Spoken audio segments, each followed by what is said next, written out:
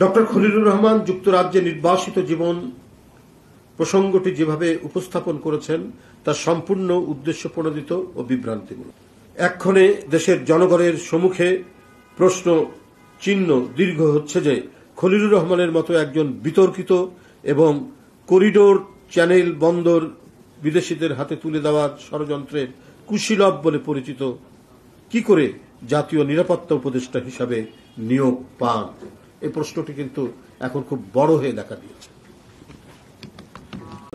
রাজধানীর foreign service একাডেমিতে আয়োজিত এক ব্রিফিংয়ে অন্তর্বর্তীকালীন সরকারের জাতীয় নিরাপত্তা উপদেষ্টা ডক্টর খলিলুর রহমান ১.৫ দশকের গণতন্ত্র পুনরুদ্ধার আন্দোলনের গণমানুষের নেতা, জুলাই আগস্ট গণ অভ্যুত্থানের রূপকার, ভয়ঙ্কর মাফিয়া অবৈধ প্রধানমন্ত্রী হাসিনার বর্বরতম জিঘাংসার শিকার, বাংলাদেশের আপমর জনগণের প্রিয় নেতা, বিএনপির ভারপ্রাপ্ত চেয়ারম্যান তারেক রহমানকে নিয়ে যে বক্তব্য দিয়েছেন তাতে দেশের মানুষ বিস্মিত, হতবাক, উদ্বিগ্ন এবং ক্ষুব্ধ হয়েছে।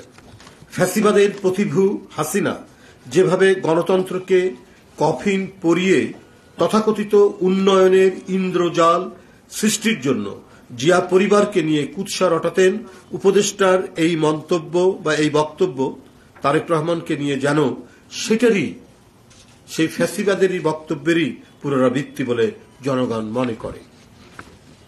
এখনো যেন লোক মানুষে উজ্জ্বলতর তারেক রহমানের ভাবমূর্তিকে বিনষ্ট করার জন্য প্রতিশোধের চোরা স্রোতে আঘাত হানার চেষ্টা করা হচ্ছে নানা মহল থেকে, নানা দিক থেকে।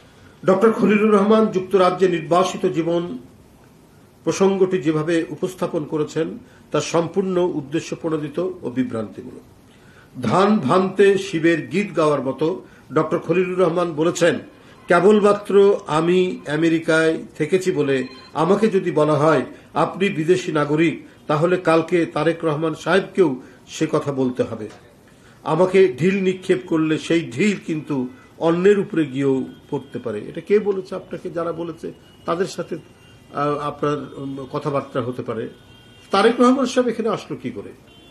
তিনি আপনার এই আলোচনা, সম্ভবত সাংবাদিকদের সাথে এই আলোচনায় উনি উপযোগ্য হলেন কি করে? উনি টপিকস হলেন, হ্যাঁ, উনি একটা বাংলাদেশের বৃহত্তম রাজনৈতিক দলের নেতৃত্ব দিচ্ছেন, যার চেয়ারম্যান। উনি অপ্রাসঙ্গিক ভাবে ওখানে আপনি টেনে আনলেন কেন? তো নিশ্চয়ই আপনি মুখে আপনারা যাই বলেন, আপনাদের অন্তরে অন্য কোনো বিষক্রিয়া বা বিস্ময় কোনো প্রতিক্রিয়া আপনাদের হৃদয়ে সবসময় কাজ করছে। এর আগেও আমরা বলেছি, সবার ব্যাপারে নয়, বলেছি কিছু কিছু উপদেষ্টারা মনে হয় তারা নিরপেক্ষতার চাইতে অন্য কোনো এজেন্ডা নিয়ে তারা কাজ করছে। ডক্টর খলিলুর রহমান যুক্তরাজ্যে নির্বাসিত জীবন প্রসঙ্গটি যেভাবে উপস্থাপন করেছেন তা সম্পূর্ণ উদ্দেশ্যপ্রণোদিত ও বিভ্রান্তিমূলক। আচ্ছা, এটা তো বলেছি আপনাদের। রাষ্ট্রের গুরুত্বপূর্ণ পদে থেকে ডক্টর খলিলুর রহমান এহেন বক্তব্য নিঃসন্দেহে আত্মগরিমার প্রদর্শন। খুব একটা আছে না, একটা বিস্তৃত বোধ। বিস্তৃত বোধ হচ্ছে যে আপনার নিজেকে খুব প্রসিদ্ধ মনে করা, নিজেকে খুব বড় মনে করা। এর একটি ভালো বাংলা হচ্ছে বিস্তৃত বোধ। এই বিস্তৃত বোধ বা আত্মগরিমার প্রদর্শন এই সমস্ত উপদেষ্টাদের মধ্যে রয়েছে এবং তার এই বক্তব্য নিঃসন্দেহেই দৃঢ়সিন্ধিমূলক।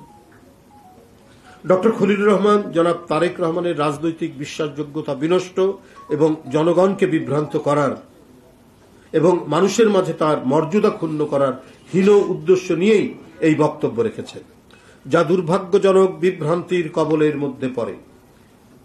তাকে মনে রাখতে হবে, বাংলাদেশ অনির্বাচিত কর্তৃত্ববাদের অনুকূল সমাজভূমি নয়। তিনি তার কথাবার্তায়, আচরণে বিগত কিছু দিনে ধরাকে সরা জ্ঞান করতে শুরু করেছেন। তিনি হয়তো দেশি বিদেশি কারো স্বার্থ চরিতার্থ করার মিশনে যুক্ত বলেই প্রতীয়মান হচ্ছেন। শেখ হাসিনার হাতের মুঠোই ছিল ধ্বংসের শক্তি, জনগণ তা প্রতিহত করেছে। আমরা আর নতুন করে কোনো প্রভুত্ববাদের অধীনতার নাগপাশে বন্দী হতে চাই না।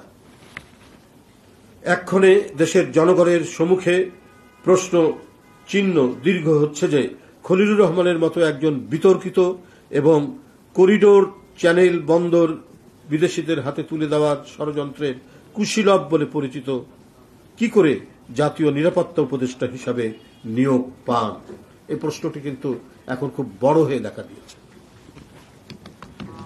খলিলুর রহমানের অজানা থাকলেও দেশবাসীর অজানা নয় যে তারেক রহমানকে কি কারণে কোন পরিস্থিতিতে লন্ডনে যেতে হয়েছে। সেখান থেকে তারেক রহমানকে বিশ্বের নিষ্ঠুরতম একটি জগদ্দল ফ্যাসিস্টের বিরুদ্ধে লড়াইয়ে নেতৃত্ব দিতে হয়েছে। For more updates, follow us on Facebook, subscribe our YouTube channel, get the latest update on www.daily-sun.com.